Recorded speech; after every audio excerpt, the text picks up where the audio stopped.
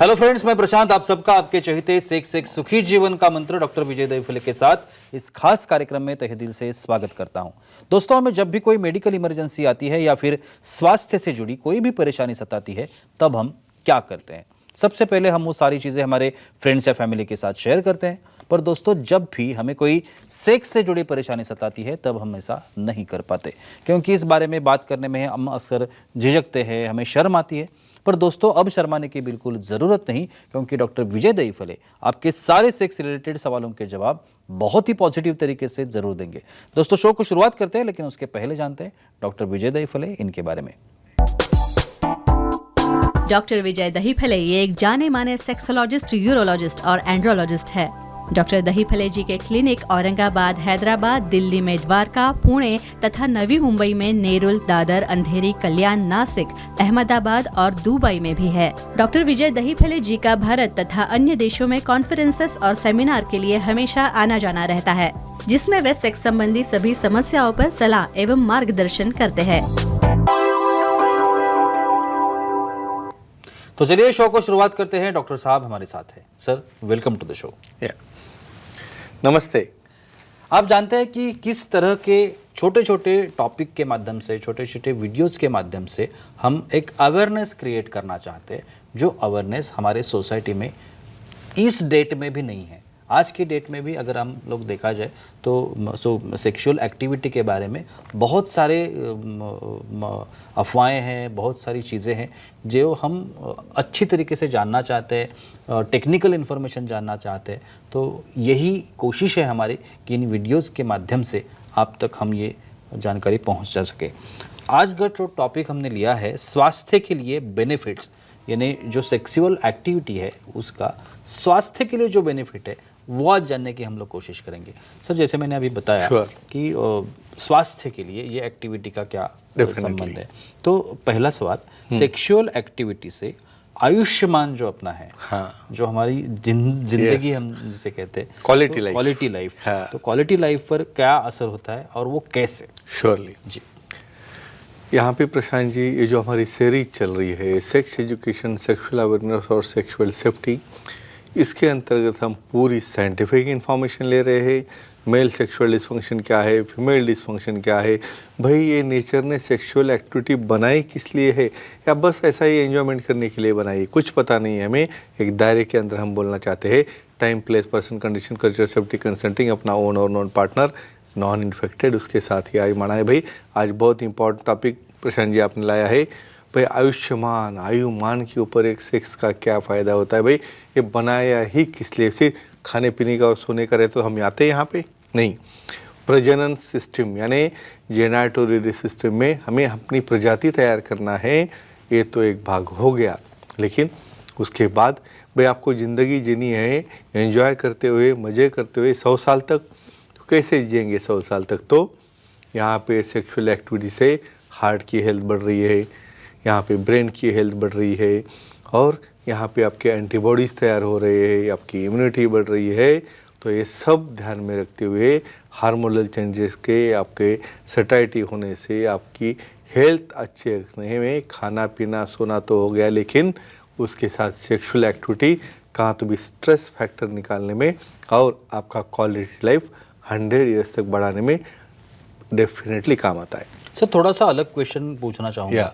बहुत सारे लोग ऐसे भी है, ऐसे भी पार्टनर्स है जिनमें रेगुलर सेक्स एक्टिविटी है। तो अगर किसी पार्टनर्स में रेगुलर सेक्सुअल एक्टिविटी है तो फिर उसका काम पर, जॉब पर, या कोई भी वो बिजनेस कर रहे हो तो बिजनेस के ऊपर क्या असर होता है? एक सादा एग्जांपल देता हूँ आपको।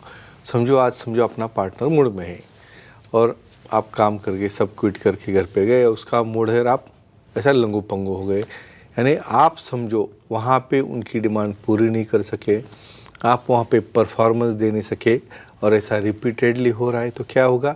दूसरे दिन जब ऑफिस में जाओगे, भाई दिमाग में वही चल रहा है, भाई मैं कुछ काम का नहीं, मैं परफॉर्म नहीं कर पा रहा हूँ, मैं सेटिस्फाई नहीं कर पा रहा हूँ अपने पार्टनर को, मुझे अच्छा नहीं लग रहा है, डिप्रेस लग रहा है। लोग तो डिप्रेशन में जाते हैं बहुत बार। समझो पार्टनर ने साथ नहीं दी और उसने, आपने ऐसा किया तो डिवोर्स लेंगे ऐसा बोल दिया, तो काम से गए। तो डेफिनेटली आपकी पर्सनैलिटी डेवलप होने में, आपके पॉजिटिव विचार आने में, आपके मन में लव मॉलिक्यूल्स, ये डोपामिन, ऑक्सीटोसिन और न्यूरोट्रांसमीटर होने में इसका बड़ा फ़ायदा होता है। और उससे क्या होता है, ये दोनों को लाइफ टाइम साथ में रहना, एक बॉन्डिंग बढ़ती है, एक सेक्सुअलिटी है, सेंसुअलिटी है, अटैचमेंट है। तो हैप्पी मैरिड लाइफ रहने के लिए ये सेक्सुअल एक्टिविटी का बहुत बड़ा इंपॉर्टेंस है। सर हमारे कुछ ऑडियंस भी हमसे जुड़े हुए हैं। Yeah. शंतनु जी है दौड़ पुणे से, उनका सवाल है। शंतनु जी पूछिए, क्या सवाल है आपका? हेलो सर, बोलिए। बोलो। सेक्स करने से जो बेनिफिट मिलता है वो वास्तव में तुमसे मिलता है क्या? मुझे लगा ही था। बहुत ही इम्पोर्टेंट।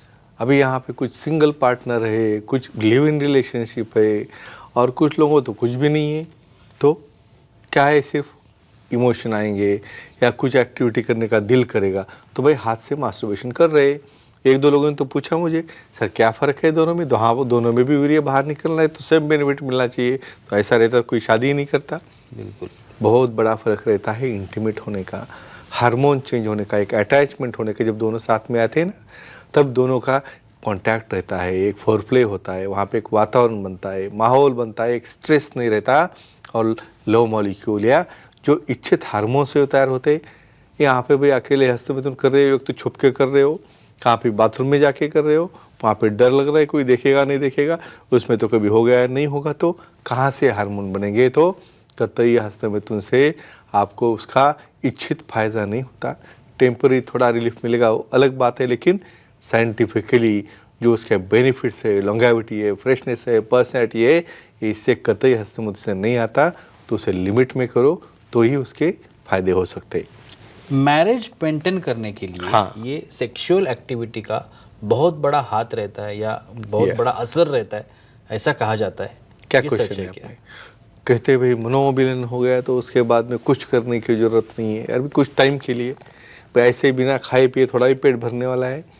देखो यहाँ पे आपकी अटैचमेंट है, सेंसिटिविटी है, सेंसुअलिटी है, एक अटैचमेंट हो गई, लेकिन ये आपका हक नहीं है, नेचर ने दिया है। कोई एक्टिविटी के ऊपर आप बंधन नहीं डाल सकते, या खाने में डाल सकते हो, या आपकी आँख में से पानी आ रहा है, सलाइवा आ रही है, उसको रोक सकते हैं आप? नहीं। तो सेक्सुअल एक्टिविटी नेचुरल है और हो उसका रिलेशन, हमें भाई हम क्या बोलते हैं, 7 जन्म साथ में रहना, इधर 7 घंटे रहने की नौबत है। तो ये हार्मोन से अटैचमेंट है, एक्टिविटी पे ऐसा कहेंगे हम, यानी पूरी पिक्चर हमने देखने के बाद उसका एंड जो रहता है एकदम स्वीट होने के लिए एक्टिविटी बनी है, जो दोनों को हमेशा के लिए साथ में रखती है और हेल्दी रिलेशनशिप रखता है।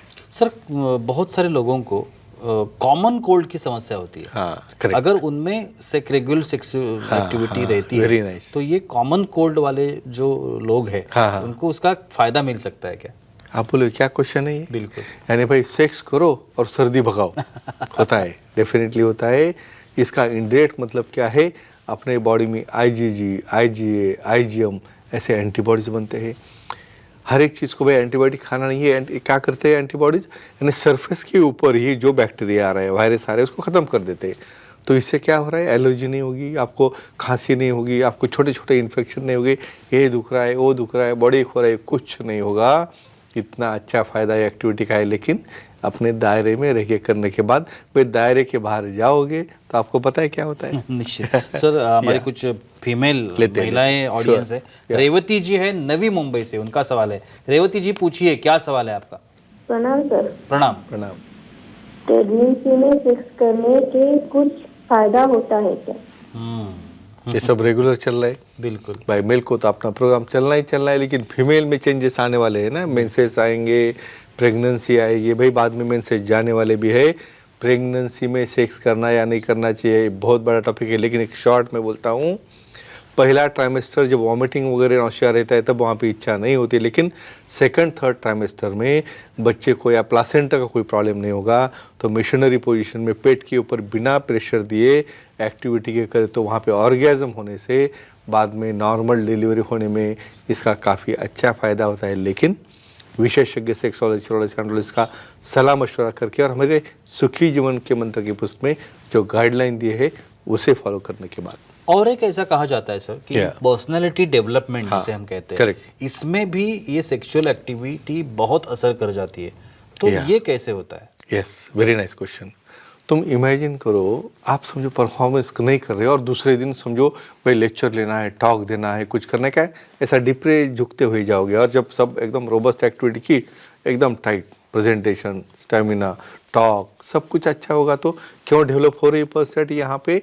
भाई वो हार्मोन जो आपको स्टिमुलेट करते हैं, भाई जो हार्मोन आपके अंदर कॉन्फिडेंस डालते हैं, वो हार्मोन, न्यूरोट्रांसमीटर, लव मॉलिक्यूल यहाँ पे काम करते हैं, इसलिए आपकी ओवरऑल पर्सनैलिटी डेवलप हो जाती है। बिल्कुल। और एक सर आखिरी सवाल करना चाहूँगा, आजकल हम लोग जानते हैं कि स्ट्रेस बहुत है सबके लाइफ में, Definitely. बहुत सारे लोग हैं जो स्ट्रेस में हैं। Correct. तो अगर कोई स्ट्रेस में है और वो रेगुलर सेक्सुअल एक्टिविटी कर रहा है तो उसको उसका फायदा मिल सकता है तो क्या? यहाँ पे आप आगे मेन पॉइंट पे, फिर नेचर ने ये बनाया किस लिए है? ये सेक्सुअल एक्टिविटी आपको बनाई है आपको एग्जिट पॉइंट लाने के लिए। भाई जो भी बर्डन है, जो भी दिन भर का झगड़ा है या बॉस के साथ हो, कुछ हो या जो भी हो, उसको रिलैक्स करना है, आपको भूलना है। भाई जब बेड में जाओगे तो आप कुछ भी नहीं हो, बस दो कपल हो, आप एक्टिविटी करो, आपके स्ट्रेस फैक्टर जो है डाउन हो जाएंगे, ब्रेन में जो समझो कॉर्टिसोल से हार्मोन्स है वो डाउन हो जाएंगे, एंड्रोजन तैयार होंगे, लव मॉलिक्यूल तैयार होंगे, हैप्पी मॉलिक्यूल बनेंगे और आपका स्ट्रेस कम हो जाएगा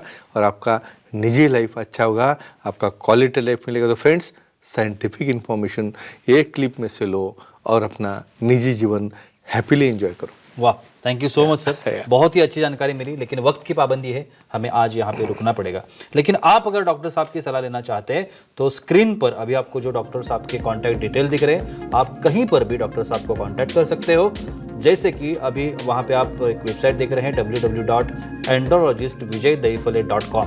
इस वेबसाइट पर अगर आप जाते हैं तो आप डॉक्टर साहब की अपॉइंटमेंट ले सकते हैं। महाराष्ट्र में जितने भी डॉक्टर साहब के सेंटर्स है वहाँ पे आप जा सकते हैं, डॉक्टर साहब से मिल सकते हैं, उनका सलाह मशवरा कर सकते हैं, मार्गदर्शन ले सकते हैं और चाहिए तो आपको मेडिसिन और बाकी जो उपचार हैं वो भी कर सकते हैं। जो नवी मुंबई में रहने वाले लोग हैं, मेडिकवर नाम का हॉस्पिटल है खारभर नवी मुंबई में, वहाँ पे सर की नई ओपीडी शुरू हो गई है। तो आप वहाँ पे जाके नवी मुंबई हो, वाशी हो या पनवेल हो, बेलापुर हो या जो एरियाज़, जितने भी एरियाज़ है जहाँ से भी कोई जाना चाहता है, खारघर में जा सकते हैं। मेडिकवर नाम का जो हॉस्पिटल है वहाँ पे सर की ओपीडी है।